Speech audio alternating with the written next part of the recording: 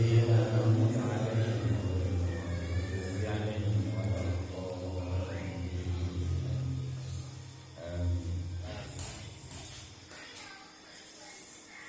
Bismillahirrahmanirrahim.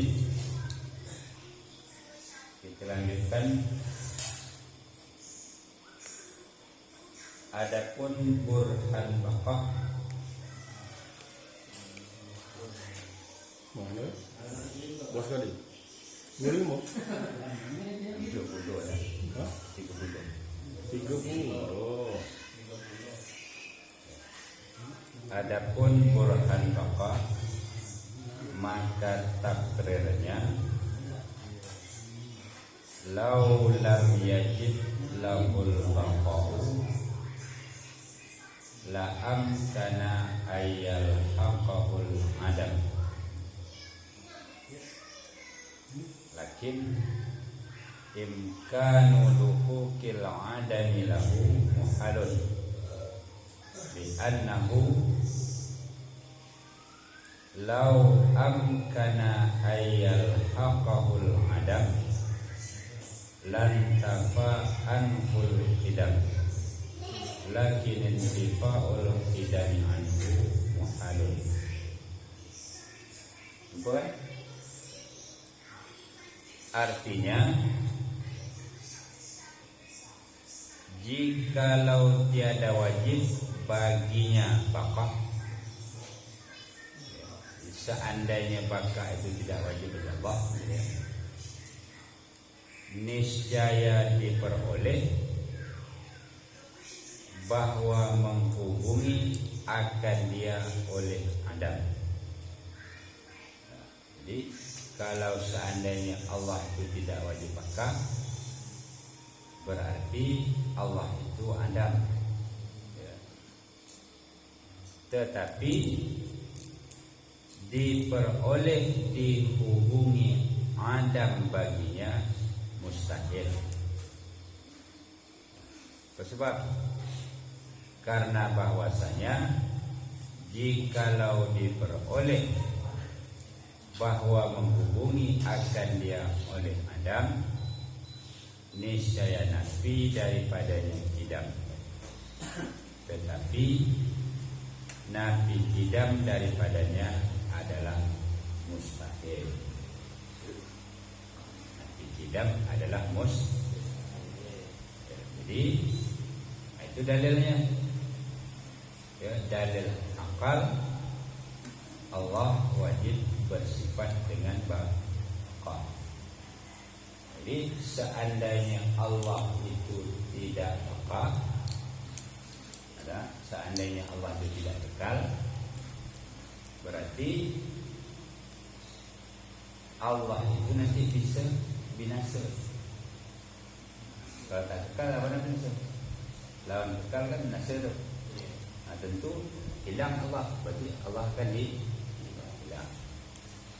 Nah, jadi hilangnya Allah atau tidak kekalnya Allah itu mustahil. Nah, mustahil kata dia. Nah, apa sebab mustahil? Jikalau diperoleh bahwa menghubungi akan dia itu oleh Adam, seandainya Allah itu tidak kekal, berarti ternafilah dari Allah itu tidak. Jadi kalau Allah tidak macam mana? Berarti itu mustahil. Tak, faham ya? Yot. Adapun burhan mukhalafatuhu ta'ala lil hadis, maka ketetapannya lau lam yakun mukhalifan lil hawadisi lakana mumasilan laha, lakin kaunuhu mumasilan laha muhalun li'annahu law masala syai'an minha lakana hadisan mislaha, lakin lakin kaunuhu hadisan muhalun. Artinya jikalau tiada ada ia itu maksud Allah ya. Jikalau tiada ada ia bersalahan bagi segala yang baru, niscaya adalah ia bersamaan baginya, bagi yang baru ada.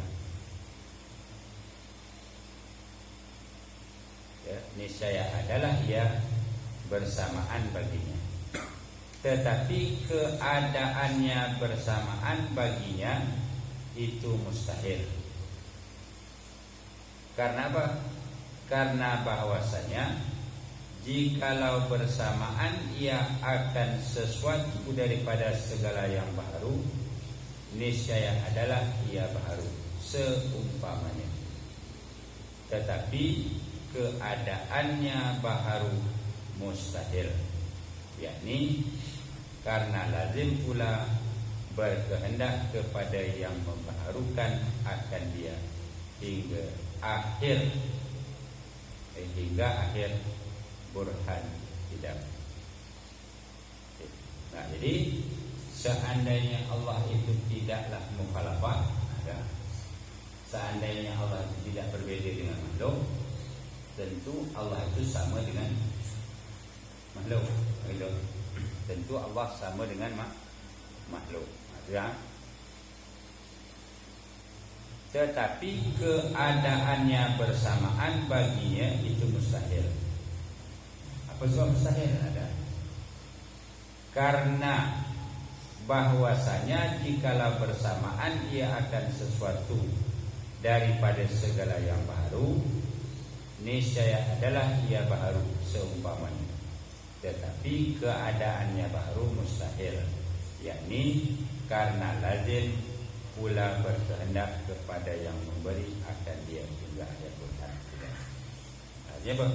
Kalau kita contohkan spidol, ya, ini ada HP, ya. Nah, spidol dengan HP ini. Nah, seandainya spidol ini, ya, tidak berbeda dengan HP, ya, seandainya spidol ini tidak berbeda dengan HP, berarti spidol ini sama dengan HP. Gitu. Nah, kalau dia sama, ya, kalau dia sama ada. Nah, kalau seandainya HP ini sama dengan spidol, nah, sama dia. Nanti apa kehendak daripada HP ini, begitu juga kehendak daripada spidol ini. Itu tahu dia. Nah, kalau seandainya HP ini berkehendak kepada yang menciptakan, ya, maka spidol pun juga berkehendak kepada yang menciptakan spidol, ya. Nah, jadi sama pencipta yang begitu. Begitu juga Tuhan. Ada lihat kalau kita masukkan ke Tuhan tadi, seandainya Tuhan itu sama dengan makhluk, ada. Nah, seandainya Tuhan itu sama dengan makhluk, ya,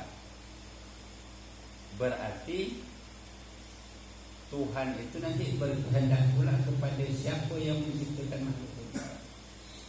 Nah, jadi kalau umpamanya makhluk ini pandai habis, maka Tuhan pun pandai habis. Nah, jadi mengatakan Tuhan itu sama dengan makhluk itu mustahil. Nah, berarti apa tu? Kemudian, jadi diulang kembali, jikalau tiada adalah ia bersalahan bagi segala yang baru, niscaya adalah ia bersamaan baginya. Tentu Allah sama dengan makhluk, tetapi keadaan bersamaan baginya makhluk itu mustahil. Nah, jadi Tuhan sama dengan makhluk itu mustahil. Apa alasan mustahil? Alasan mustahil apa? Karena bahwasanya jikalau bersamaan ia akan sesuatu daripada segala yang baru, niscaya adalah ia baru. Jikalau dia sama dengan makhluk, berarti Allah itu samalah apa? Berarti dia apa? Sama dengan makhluk. Nah, bersamaan dia akan sesuatu daripada segala yang baharu. Niscaya adalah ia baharu pula. Kalau disama dengan baharu, itu Tuhan baharu. Kalau Tuhan baharu, tentu dia berkehendak kepada siapa yang memperbaharui Tuhan. Nah, tentu dia berkehendak kepada yang memperbaharukan Tuhan pula. Nah, jadi berkehendaknya Tuhan kepada yang memperbaharukan itu mustahil. Nah, apa sebab mustahil? Karena lazim pula berkehendak kepada yang memperbaharukan hingga akhir burhan tidak. Bagaimana burhan tidak ini? Ya, berarti Tuhan itu tidak bersifat tidak meninggi. Nah, paham ya?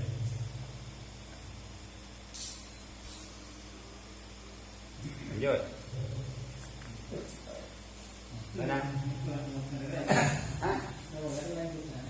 Paham enggak? Hah?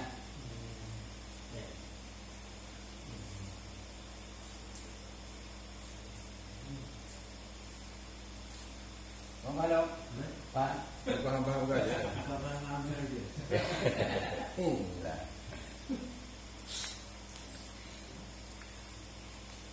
Adapun burhan qiyamuhu ta'ala binafsih, maka yaitu dua perkara.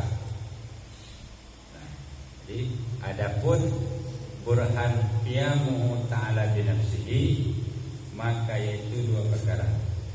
Pertama, menafikan berkehendak kepada mahal. Nah, mana itu Tuhan tidak berhajat kepada mahal dan tidak berhajat kepada mukhassis sendiri kemudian. Nah, itu makna apa? Ya mu'minah.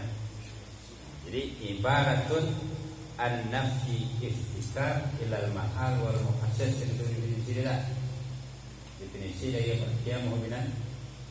Jadi satu gambaran dari menafikan berkehendak Tuhan kepada mahal dan berkehendak kepada mukhassis. Mahal kemarin, mahal itu mahalun itu ada pemain zat. Nah, mahal itu ada apa? Main zat.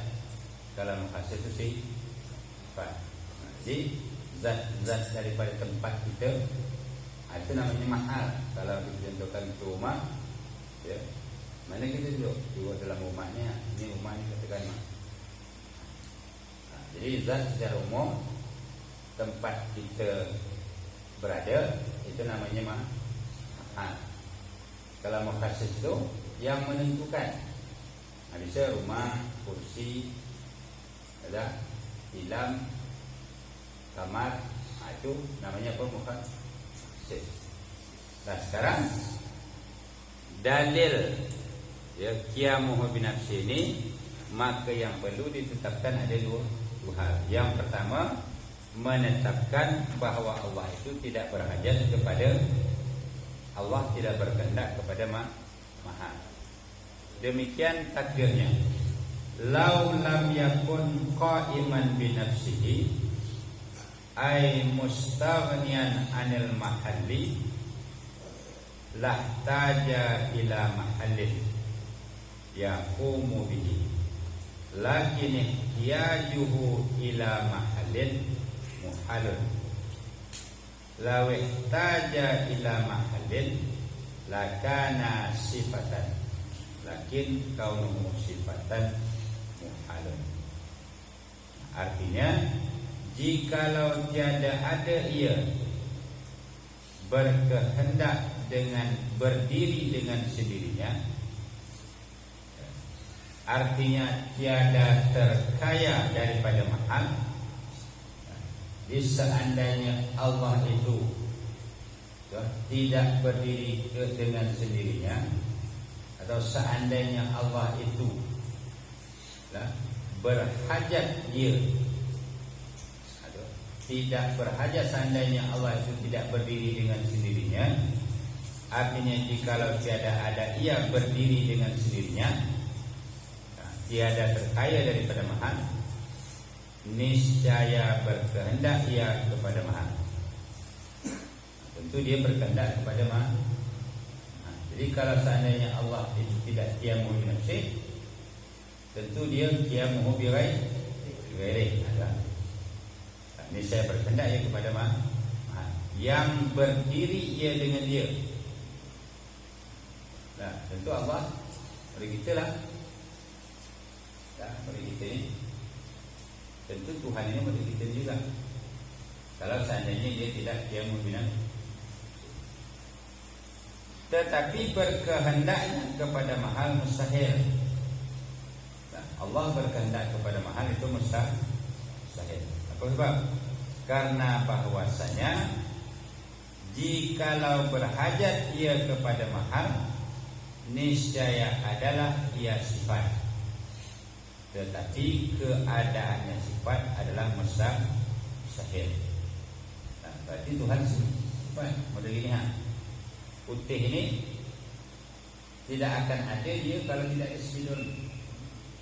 Nah, ya, ini putih. Nah, putih ni ya. Lepas spidol ni mahal.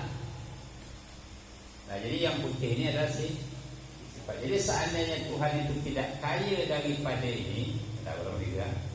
Nah, tentu Tuhan berkehendak kepada ini. Nah, mengatakan Tuhan berkehendak kepada tempat itu mustahil. Nah, mengapa mustahil? Kenapa? Karena yang berkehendak kepada mahal itu adalah sifat. Sementara Tuhan itu bukan Tuhan itu bukan sifat kan? Yang Allah itu sifat atau tak? Yang Allah itu bukan sifat, tapi dia adalah zat. Nah, tetapi keadaannya sifat adalah mustahil. Kenapa? Karena jikalau ada ia sifat, niscaya tiada bersifat ia dengan sifat. Tiada bersifat ia dengan sifat ma'ani dan sifat ma'nawiyah. Karena sifat ada bersifat itu mustahil. Nah, kalau seandainya Allah itu sifat, tentu Allah itu tidak akan mempunyai sifat ma'ani, tidak mempunyai sifat ma'nawi. Kenapa? Karena sifat ma'ani itu sifatun wujudiyatun qaimatun bizati. Nah, jadi sifat itu apa? Kalau yang sifat ma'ani itu apa?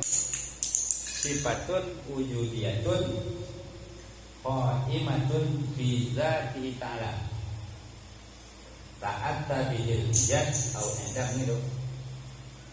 Nah, jadi sifat yang berdiri dengan zat Allah Ta'ala ada yang dengan sifat itu, yang dengan sifat itu Allah mengadakan dan meniadakan. Contoh kudrat itu. Nah, jadi kalau dia sudah sifat, tidak mungkin lagi disifati. Jadi sifat itu tak boleh lagi disifati. Namanya kalau kita contohkan Zaidun alim, ya.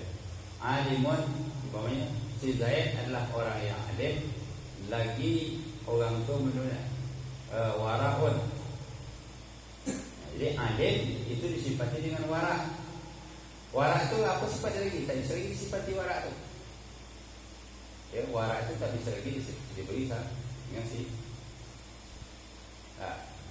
umpamanya si A adalah orang kaya yang pemurah. Ada yang sifat yang mana tu? Orang kaya pemurah itu sifat, ya. Atau orang kaya yang dermawan. Dermawan itu sifat. Jadi yang dermawan itu bisa tak disifat lagi? Tak bisa lagi disifat. Disifat yang itu juga dengan tadi. Jadi seandainya Allah itu tidak qiyamuhu bi nafsihi, lah tentu dia qiyamuhu bi ghairihi. Nah, mengatakan Allah itu qiyamuhu bi ghairihi mustahil ada. Nah, mengatakan Allah itu qiyamuhu bi ghairihi mustahil. Apa sebab? Karena Allah itu zat, dia bukan Faham dia? Tetapi keadaannya itu sifat mustahil, yakni karena jikalau ada ia sifat, niscaya tiada bersifat ia dengan sifat ma'ni dan sifat ma'nawiyah. Apa sebab? Karena sifat ada bersifat itu mustahil. Nah, ini yang bersifat apa? Zat, bukan Jadi yang bisa disifat itu zat, bukan sifat. Jadi sifat tak boleh disifati. Jadi kalau zat bersifat dengan macam-macam tak ada masalah. Jadi si Zaid orang yang kaya, yang dermawan pergi. Lepas tu pergi. Kaya yang pergi, yang alim, dermawan lagi alim, lagi lawa, lagi pergi.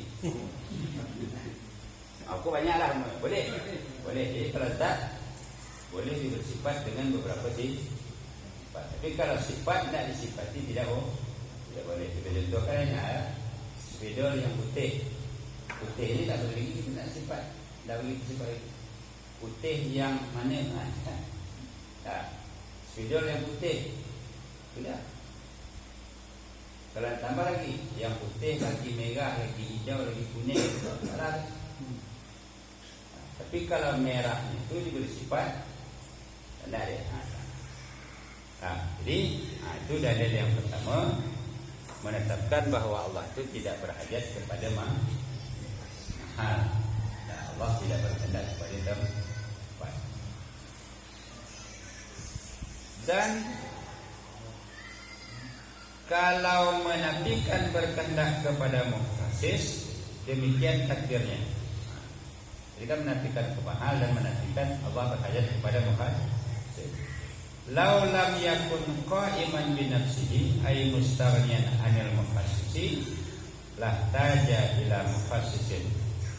Lakin ihtajuhu ila mukhassisin muhalun. Ya annahu law ihtaja ila mukhassisin lakana hadisan. Lakin kaunuhu hadisan muhalun. Artinya jikalau tiada ada ia berdiri dengan sendirinya, artinya tiada terkaya daripada mukhasis. Kalau seandainya Allah itu tidak terkaya dari mukhasis, niscaya berkehendak ia kepada mukhasis. Itu berkehendak dia. Tetapi berkehendak kepada mukhasis mustahil. Apa sebab? Karena bahwasanya jikalau berkehendak ia kepada mukhasis, niscaya adalah ia baharu. Tetapi keadaannya baru mustahil, seperti barang yang telah lalu pada puluhan tahun.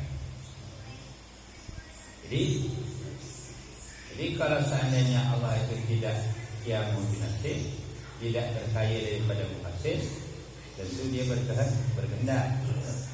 Nah, kalau Tuhan berkehendak kepada mukhasis, berarti Tuhan baharu. Dia baharu Tuhan. Kalau Tuhan baharu, tentu dia berkehendak pula kepada siapa yang memperbaharukan itu. Tentu berkehendak pula kepada yang membaharukan. Jadi mengatakan Tuhan baharu itu mustahil. Tak faham dia? Tak habis. Tak boleh. Dah. Dah nak. Apa nak? Kok?